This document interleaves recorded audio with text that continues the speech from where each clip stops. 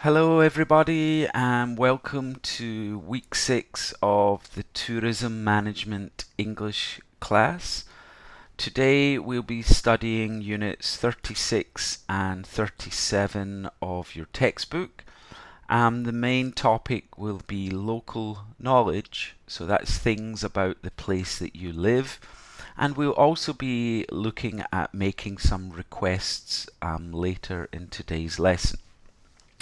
Now you're going to notice that this video looks a bit different at the beginning and the end, and that's because I've had to re-record the start of the lesson because some of the information I was given earlier in the week has changed. So yesterday, well last night, I was just told that the online classes are going to continue until week 9. So originally I was told we were starting back in class next week. However, this has been delayed again. So now in-class lessons are due to start in week 10. That's the week beginning May 25th, but I have been told that this could still change. So that's going to affect our midterm exam. I thought we would be able to be in class for that midterm exam, but we can't. So the exam is not going to change much, just the way that we do it will. So rather than a face-to-face interview, we'll be doing a video interview. So we'll be doing an online midterm exam. We will do the exam by video call. So this is your choice. If you want to use Kakao video call, that's fine. If you want to use Skype or you want to use Zoom, that's fine as well. I have all of these programs, so whichever one you prefer, we can use that. And what I'm going to be doing is I'm going to be giving everybody a time for their video call. These times will be during your normal class time. Each student will be given a 5-minute time, and the video chat will take around 3 to 4 minutes. I'll tell you now, I am not going to be very strict with this exam. The reason being is that you haven't had a lot of chance to practice speaking. So I understand a lot of you are going to sound nervous. A lot of you probably haven't spoken much English since last semester. So the idea with the exam, I'm just going to be asking you some questions that check your understanding of the topics we have studied so far in the class. And in next week's class, I will be giving you some tips to help prepare for the exam, the types of questions that I'm going to ask, and what kind of answers you should give. And most of the exam, you've already done a lot of the work in the class assignments. So it should just be a matter of looking over your class assignments and finding the answers from there. So I thought it was important to change this information at the beginning of the video lesson because it is very, very important. I will be giving more details about things on our Kakao group chat. So we're going to go on with the rest of the video now. Just to remind you, everybody, about class assignments, they will count towards your final grade. So far, I've been really happy. I think most of you have put a lot of effort into your assignments and they've been really good. It was obvious with some students they didn't really take much time and just did them very quickly. Obviously, those scores will be a little bit lower, but most people are scoring between 2 and 2.5 points, just a few small mistakes. Some students were kind of had a lot of mistakes here, but most of the scores here are between 2 and 2.5. So well done, everyone. I know it hasn't been easy Doing this work on your own is a lot more difficult than doing it in class with other people there to help you. So I think so far everyone's made a really great effort. So well done with that. Again, using this video today, there's going to be some points where you need to pause and do your assignments in your worksheet. There's going to be some listening today, so maybe you want to rewind the video and listen again. You can do that. For today's class, you'll need your textbook and you'll need to download the class assignment handout and today's lecture presentation. So our handout looks like this. There are 3 parts. There's a listening, a short description part, and then questions, making questions. And the PDF file just has all of today's PowerPoint slides. So we should download these before we get started today.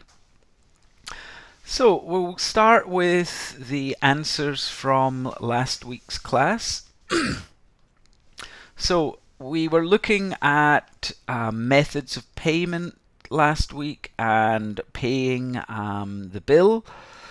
And at the beginning of last week's class, we listened to a very detailed conversation between a cashier and a guest, and the cashier was explaining each part of the bill, and then I gave you a different bill and you had to explain some of the charges through the questions from the guest. So the first question was, could you tell me about the TV video charge? So we had to look and see, okay, there's $10, there's $10, and then we had to use our imagination and think of what that would be. So my answer was, certainly, sir. You ordered 2 on-demand movies, one on July 11th and one on July 13th. Each movie cost $10. So there's my explanation of their TV video charge. The second question, what's the cocktail bar charge? So we had cocktail bar $9.50. So just let me check. Yes, you ordered a mojito from the cocktail bar, which came to $9.50. So just telling them what the order was. Number 3, the guest said, I don't remember buying anything from the coffee shop, so what was that charge for? So we had a look down and we saw the charge, and then we make an explanation. It says here that you ordered a cafe latte and a cappuccino from the lobby coffee shop on July 12th. And then the guest hopefully is going to remember that. Number 4, can you explain the toiletries charge? So we had toiletries, $4.20. Certainly, sir. You bought a can of deodorant from our lobby shop on July 12th. So there we go again, explaining the cost. And the final one, so what's the total cost?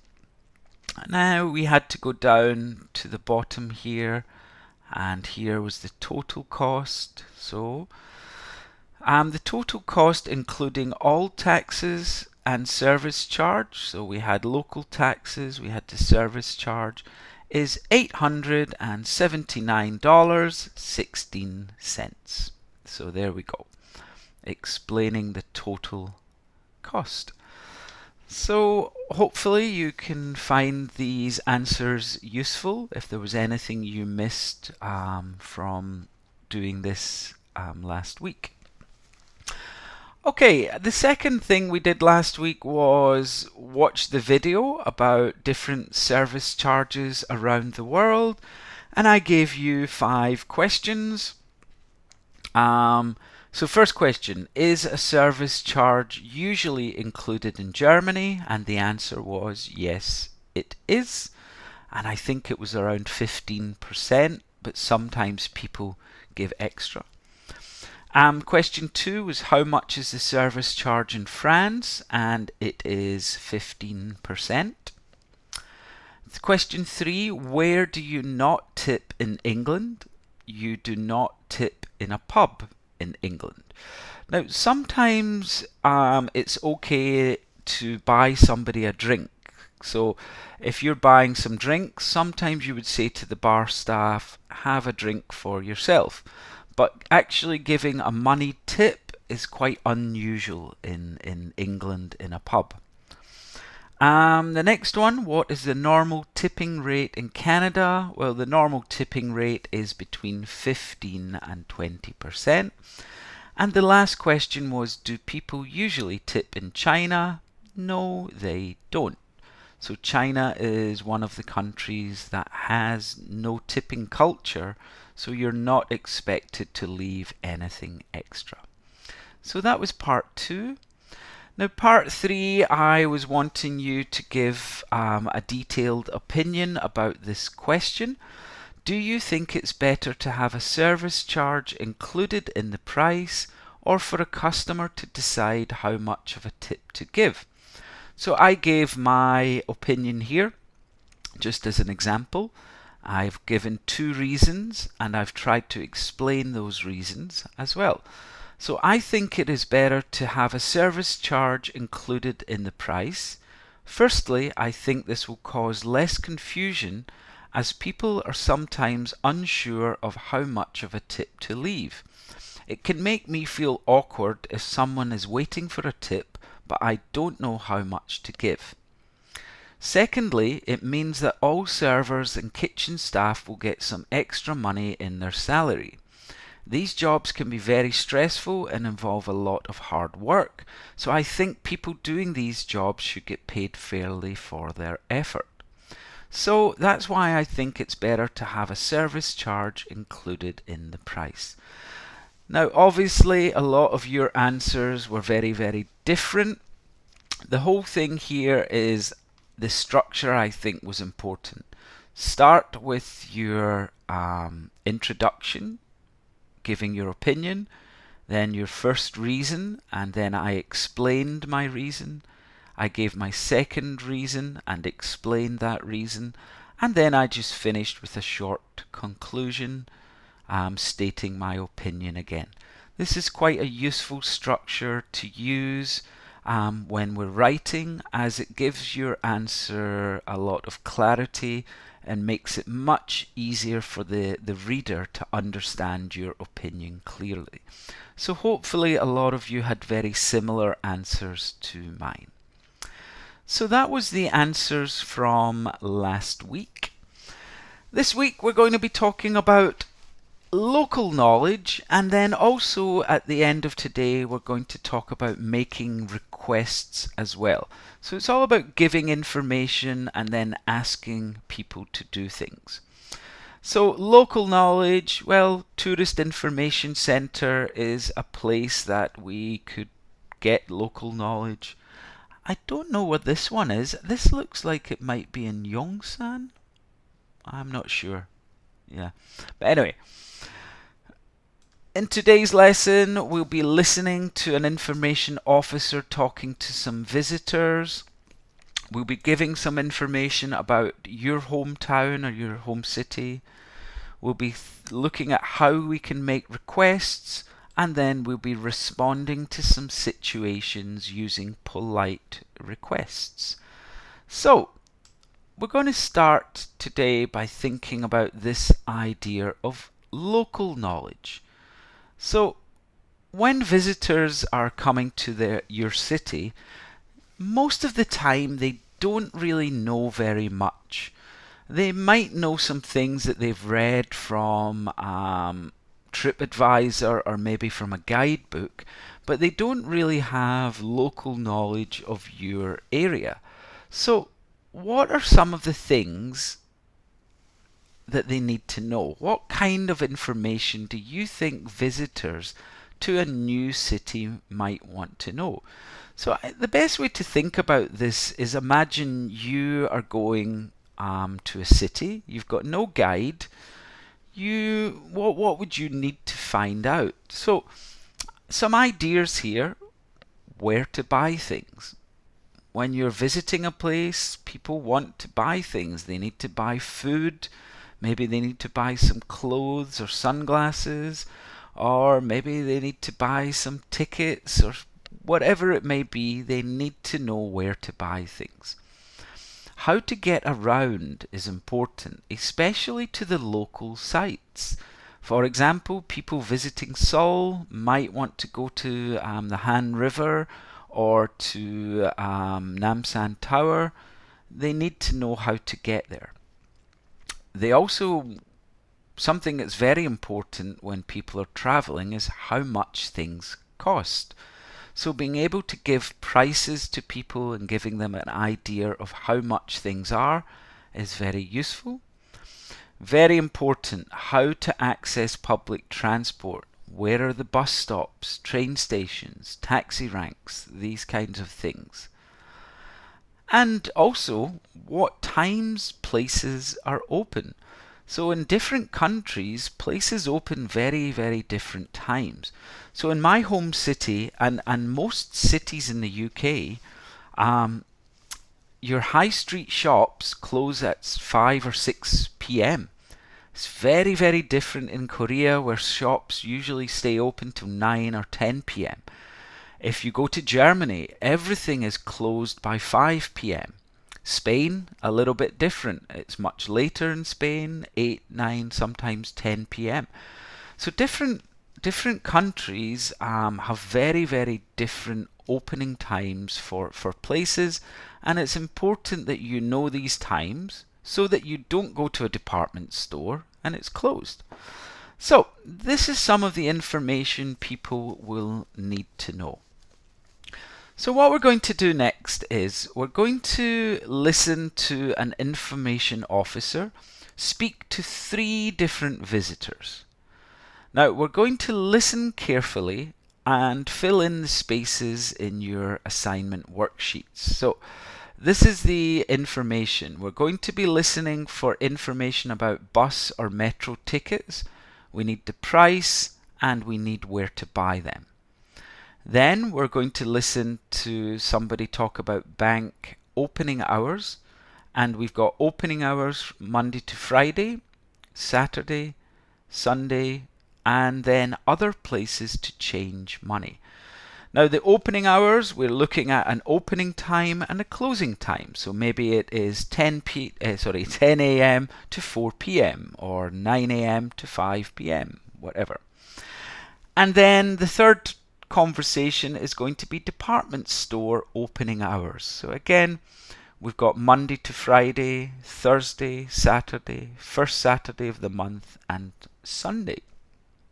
So your assignment worksheet has space for you to write this information in here: bus or metro tickets, bank, department store. So you're going to write that information in your worksheet. So let's listen. Lesson 36. Local knowledge. B. Listen to 3 conversations in a tourist information office. 1. Hello, can I help you? Oh yes, I want to travel on the subway. How much do tickets cost? Well, a ticket costs 3 marks and you can go anywhere on the network. Subway, elevated trains and buses. But if you're going to make several journeys, I'd recommend a 24-hour ticket, and that's 10 marks. Oh, I see. And where can I get a ticket? From a ticket machine at any station. The machines take notes and coins, and they give change. 2. Hello, can I help you? Yes, thanks. When are the banks open? Well, on weekdays they're open from 9 until 6, and on Saturdays from 9 until 1 o'clock. They're closed on Sundays. Well, where can I change money when the banks are closed? You can change money anytime at the main railway station or one of the bureaux de change. 3. Hello, can I help you? Yes, it's Saturday afternoon and all the shops are closed. When are they open? Well, on Saturdays the stores are open from about 9 a.m. and they all close at 4 p.m. It's 4:30 now, so that's why they're closed. Oh, I see. What about tomorrow, Sunday? Are they closed then? Yes, I'm afraid so. But on weekdays, most stores are open from about 9 a.m. until 8 p.m. It's a pity I'm leaving first thing on Monday, isn't it? Okay, so again, if you had trouble hearing all of the information, you can rewind the video and you can listen to that again. Now, you've probably noticed in the first conversation here, they used a currency which I don't think people use anymore. So that's quite interesting. This listening is maybe a little bit old because they were talking about marks. Marks were used in Germany before the euro. So just in case you were getting confused about that word marks, marks is the currency of Germany before the euro. Alright, so hopefully you have been able to hear quite a lot. As I said, fill in all of the information in your assignment worksheet. Please listen again if you think you have to. Just rewind the video. So, in the listening, we were hearing some local information about each of the places. So that's what we're going to try and do now. You're going to give some information about your hometown. So we're going to start by giving your town or the city you come from, giving the name. So if I was doing this, the name of my hometown is Paisley. So I would write Paisley here. And again, you have got space to do this in your worksheet. So we've got our town or city name. So I would write Paisley in here. Then we're going to be filling in the other information. So bus or metro tickets. Well, a bus ticket in my hometown usually costs around £1.20, and you buy the bus tickets on the bus. You pay for them as you go on. Another way you can do this is to have a bus pass. You buy a card that lasts for 1 month and you can travel on any bus that you want. There is no metro in my hometown.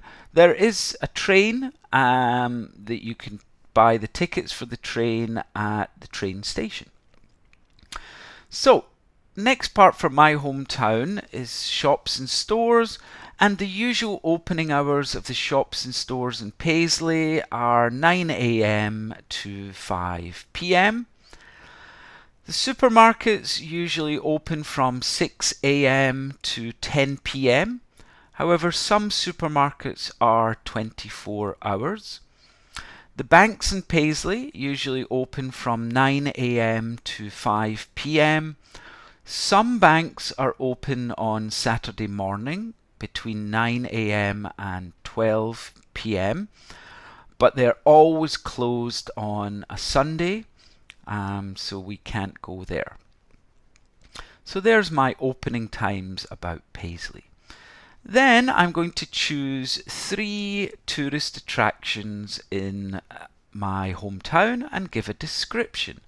So the first place is called Paisley Abbey.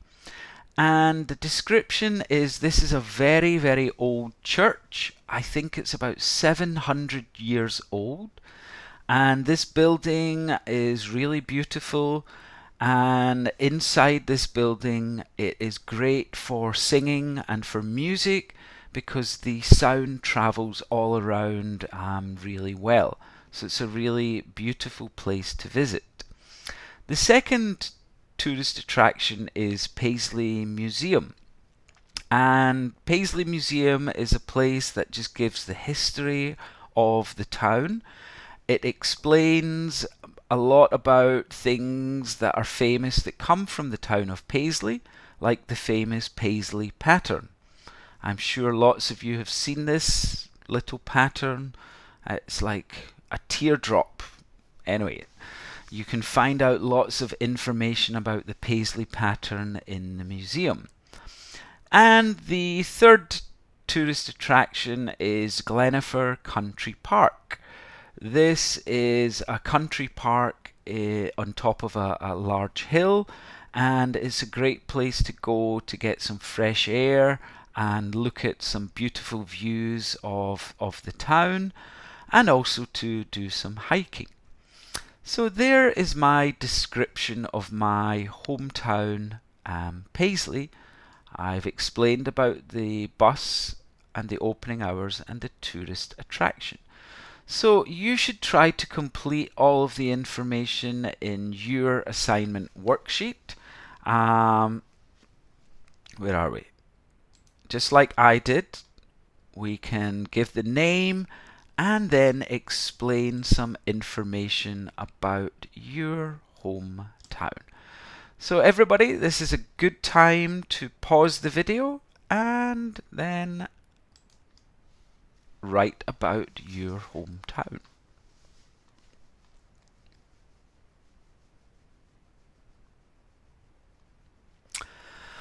Okay, so we've now finished talking about local knowledge, and we're going to go on to something that's a little bit different, and that's dealing with guests and dealing with trying to tell them to do things that they don't really want to do.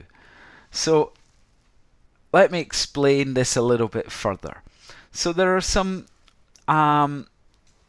examples from your textbook here about requests. Asking a guest to move their car. So that's something that we don't really want to do, but sometimes we have to do it. Ask a guest if they can pay in cash. Well, these days most people like to pay with their credit cards, so this could be a problem for the guest. Asking a guest to show you their driving license or some other piece of personal information. A lot of time they don't like doing that, so asking a guest to wait. Ooh, we don't like that as a guest, being asked to wait. And asking a guest to maybe move to another table. If they've just come in and sat down, but that table's reserved, we have to ask them maybe to move somewhere else. So all of these situations could be things that a guest doesn't really want to do. So we need to be very polite when asking guests either to do something or not to do something. So when it is something like this where we think the guest is maybe going to be uncomfortable or maybe just doesn't want to do it, we have to be even more polite when we are asking them. So when we're asking guests to do things, here are two kind of ways that we can do it. Using be plus ing or just using to plus a verb. So let's asking the guest to move their car. Well, excuse me, would you mind moving your car, please? We could also say, I'm sorry, but could I ask you to move your car, please? So just two slightly different ways to say the same thing. Both of them are very, very polite. More polite than we are normally using. Even though when we speak to guests it's always formal, this is an extra level. So again, asking a guest if they can pay in cash. Well, maybe this is something that we could ask them not to do. Excuse me, would you mind not paying in cash? Or, I'm sorry, but could I ask you not to pay in cash, please? So again, it's been very, very polite because we're asking them to do something that they might not be comfortable with. This is even higher, more formal English. Asking a guest to show their driving license. So there's two things. Would you mind showing me your driving license? Or, I'm sorry, but could I ask you to show me your driving license, please? Ask a guest to wait for a moment. Excuse me, would you mind waiting a moment? Or, I'm sorry, but could I ask you to wait for a moment, please? And asking a guest to move to another table. Excuse me, would you mind moving to another table? Or, I'm sorry, but could I ask you to move to another table, please? So these 5 examples I think are quite useful because they're quite common things that you might have to say to the guest. And I think asking them to do things, these 2 ways are very good. Asking them not to do things, these 2 ways are very good to do that as well. So what we're going to do is I'm going to show you 6 pictures from your textbook. Yeah. So these are our pictures.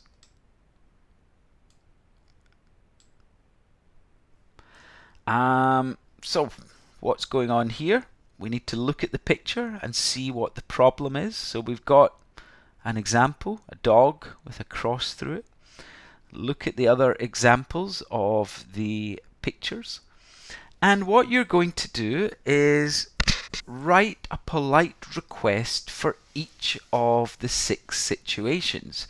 So again, we should be trying to use this kind of language. Excuse me, would you mind, or would you mind not? Or, I'm sorry, but could I ask you to? Or, I'm sorry, but could I ask you not to? So this is the kind of language we should be using to make a polite request for each of the 6 situations. So we should try to use the language presented in the previous slide. On your handout, you have 6 spaces for your 6 polite requests that you're going to give to the guest or to the customer. So this is a good time, I think, to pause the video and write your 6 polite requests for each of these situations.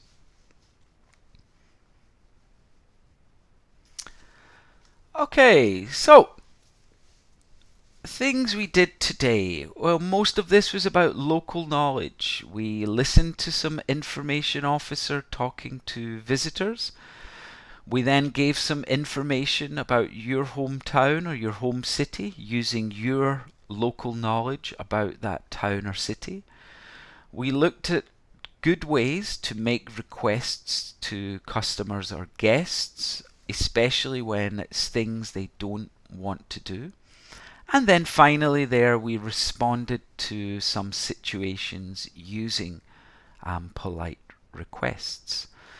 So that's everything we're going to look at today.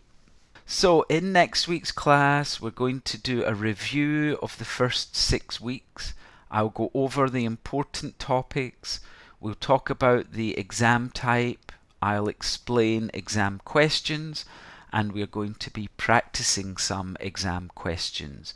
So again, thanks everybody for listening this week. I hope you have a nice week, and I will see you next week. Bye bye.